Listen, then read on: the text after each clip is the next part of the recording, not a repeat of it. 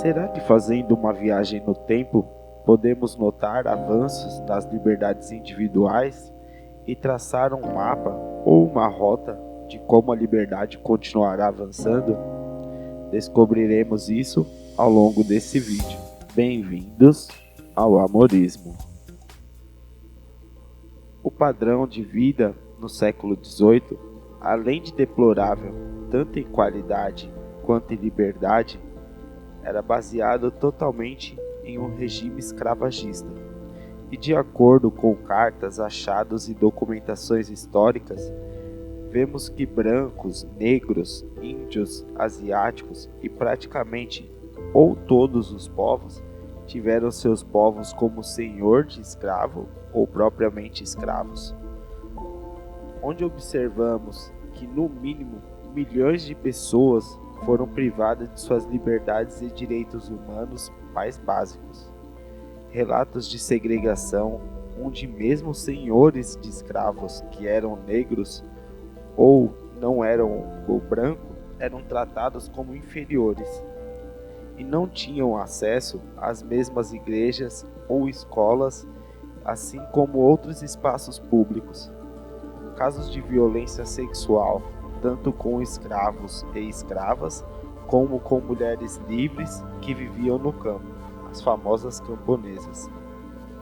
Esses casos são diversos, e a situação de pobreza e fome relatados, podemos observar que, de acordo com tudo isso, uma família de classe C hoje em dia, que é um padrão de classe pobre, mas de ainda trabalhadores, vive melhor e com mais fartura do que os reis da época.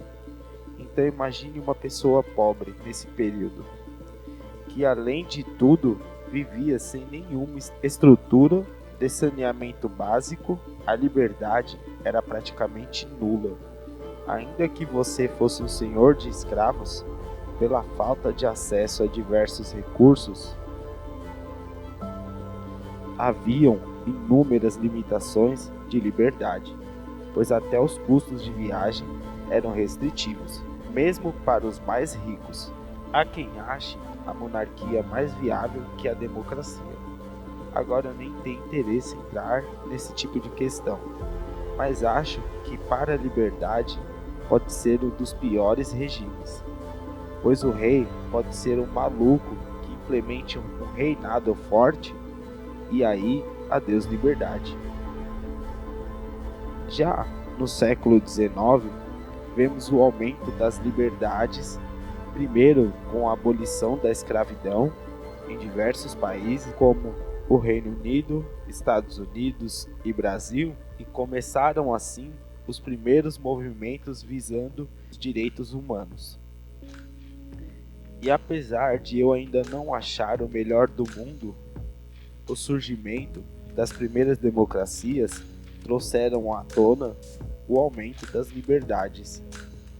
Ainda haviam mais fatores contribuindo, como a Revolução Industrial e as primeiras formas de mídia, que ainda que quisessem manipular a opinião pública, colocava luz sobre as atrocidades que ocorriam e davam força à liberdade. Pessoas comuns começavam a ganhar direito ao voto e participação no governo, começando os primeiros movimentos descentralizadores. As pessoas comuns começavam a ter acesso às religiões e começavam a se expressar com mais liberdade. Tudo isso conquistado através de muita luta. Já entrando no início dos anos 1900, mais exatamente na época de 10, devido à Primeira Grande Guerra, mudou-se muita coisa, principalmente ao meu ver, em relação aos milhões de mortos que foram escravizados e obrigados a lutar por seus governantes, e ao retrocesso nas liberdades femininas, nas primeiras formas de censura governamental. Mas, para o lado positivo, começamos a ver cada vez mais democracias surgindo, e os direitos humanos tomavam forma e ganhavam relevância. Já na década de 20, é um período de enorme crescimento da economia global. Devido à descentralização e pouca interferência do governo, como eu já disse no vídeo, quem ama liberta, só interessa ao ser humano paz e comércio. Quando há os dois, a humanidade floresce. Nesse período, nas grandes sociedades, houve um aumento significativo na desigualdade.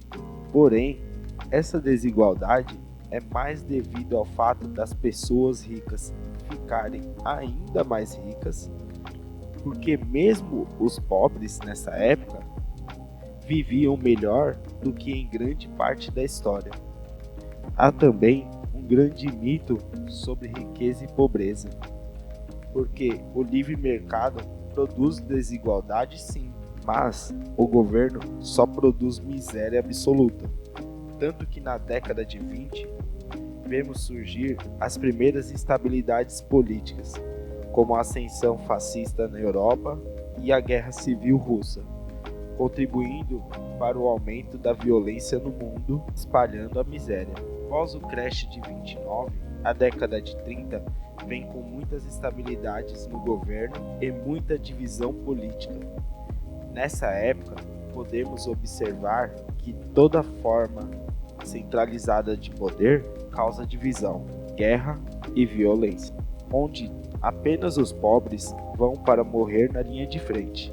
Nesse período, houveram diversos direitos básicos violados em massa por governos autoritários como a Alemanha bigodista e a União Soviética, reprimindo a liberdade individual de expressão e de movimento.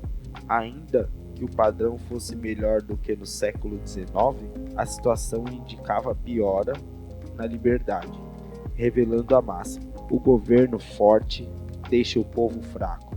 Já a década de 40 trouxe um enorme desafio.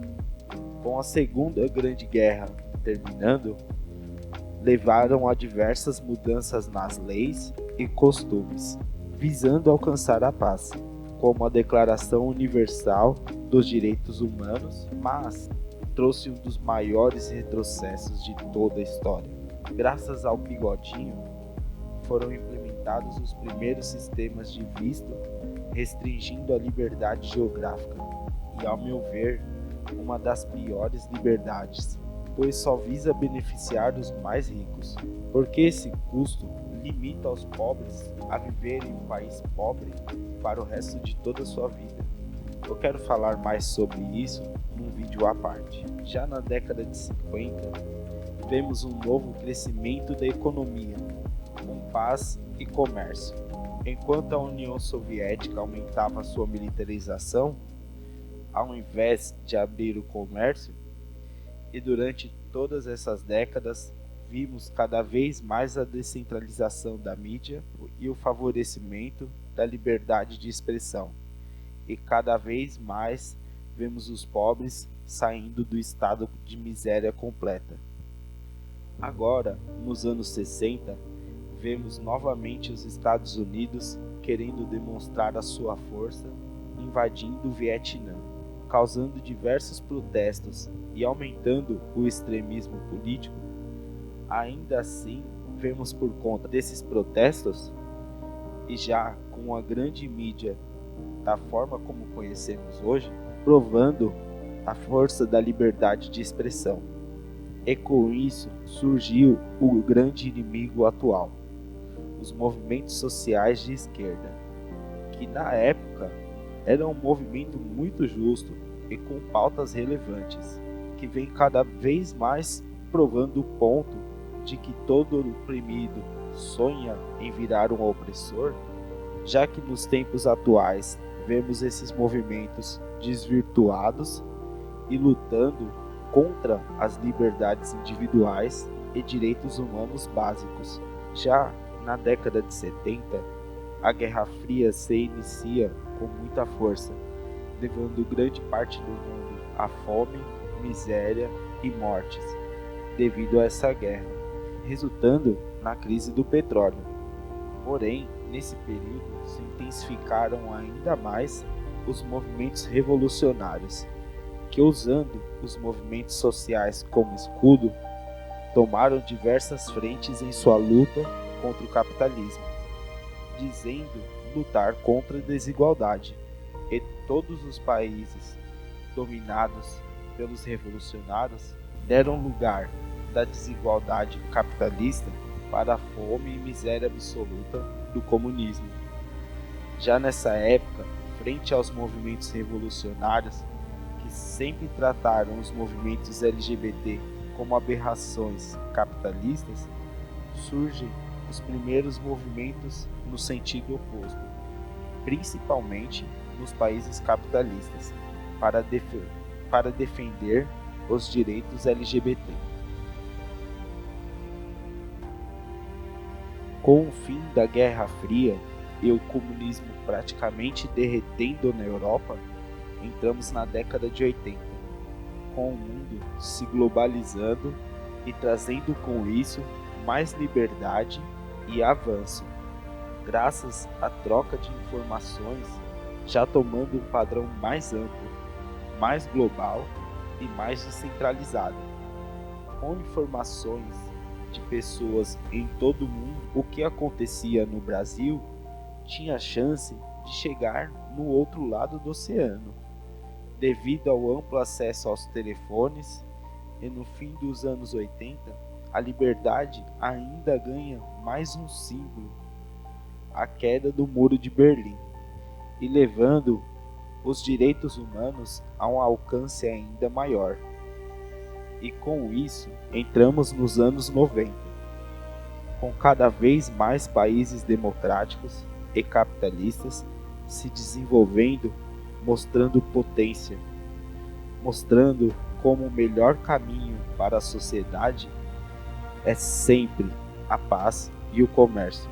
Quando os governos deixam de ser autoritários e deixam os outros países em paz, o avanço acontece de maneira metódica. E com isso, mais um avanço, a liberdade, com o surgimento da internet, o meio pelo qual as pessoas puderam acessar cada vez mais conhecimento e podendo fornecer serviços para todo mundo. E quanto mais comércio acontece, mais riqueza é gerada. Não adianta um país rico em recursos naturais se esses recursos não geram produtos ou serviços que melhoram a vida das pessoas. Se você tem uma plantação de trigo e não produz pão ou cereais, sua plantação não gera valor e não gera riqueza. Aí está a importância da troca de mercadorias, e os anos 90 são uma prova disso. Um dos períodos mais produtivos da história humana, e pessoas em todos os países usando o livre comércio para saírem da pobreza. Já os países tomados por revolucionários, vemos cada vez mais se afundarem na miséria completa. Até mesmo o ministro da Economia da União Soviética, em visita aos Estados Unidos, ficou impressionado com os mercados. Justamente o país que rivalizava com os Estados Unidos em mentes e tecnologias não conseguia oferecer comida abundante e diversa aos seus cidadãos, devido à falta de comércio. Eu tenho interesse em explorar os tempos atuais também, e assim que estudar sobre, planejo fazer um outro vídeo aqui no canal. E como sempre, se tiver uma crítica, sugestão ou algo a acrescentar, deixe abaixo nos comentários, sempre com amor e empatia. E não se esqueça, quem ama, capitaliza.